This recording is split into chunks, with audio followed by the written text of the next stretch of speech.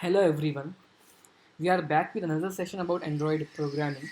In this session, we will learn about how to create a very basic activity in our project using Android Studio editor. Let's open Android Studio, which is already open in my laptop. Here you can see the last state of the Android Studio which we left in the last video. We discussed how to create a project. So let's jump into how do we create an activity in our project.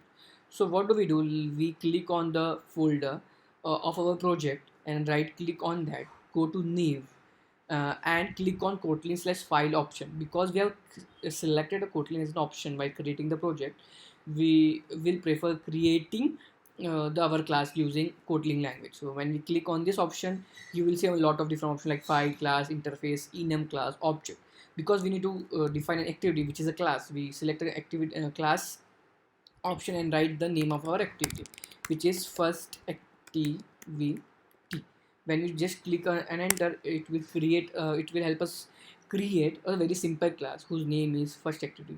This still is not the activity we are trying to define. For that, we need to extend this and give it a base of an activity which is part of Android framework, and that class is app compact activity.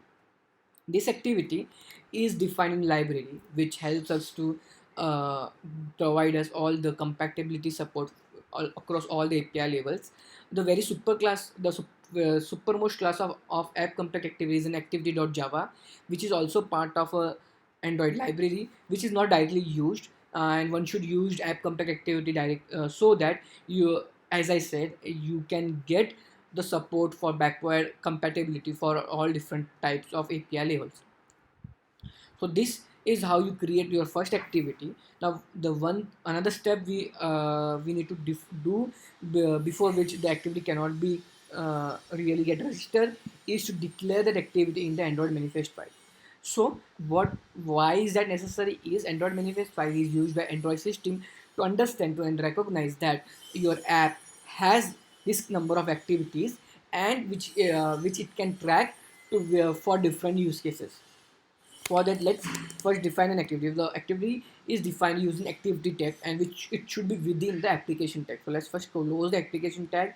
Now let's write an activity tag, and the only parameter or the attribute required for activity tag is Android colon name, which will contain the name of your activity.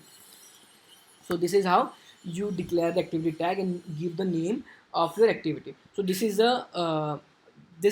your just the name of the activity. You can give it an absolute part as well, which will start from the name of the project till the path of the activity. For that, what you will do, you go to the activity, you right click on this, you will do copy path. It will give a lot of functions. You need to select fourth option, path from source root. So what and once that is copied, you can come here, you can paste it here, but one change is instead of slashes you need to replace a slash with dots.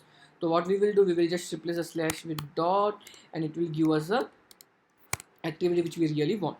And this is how you can also define the path of our activity in Android colon name attribute. So this is a second step which is very important to define an activity in our project.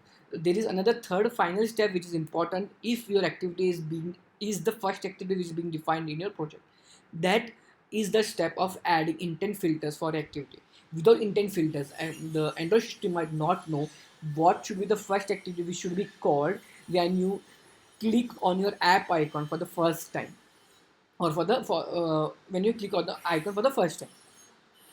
So for that, we will discuss intent filter in depth and how do you use it in Android Manifest in next video. Till then, keep practicing Android programming. Thank you.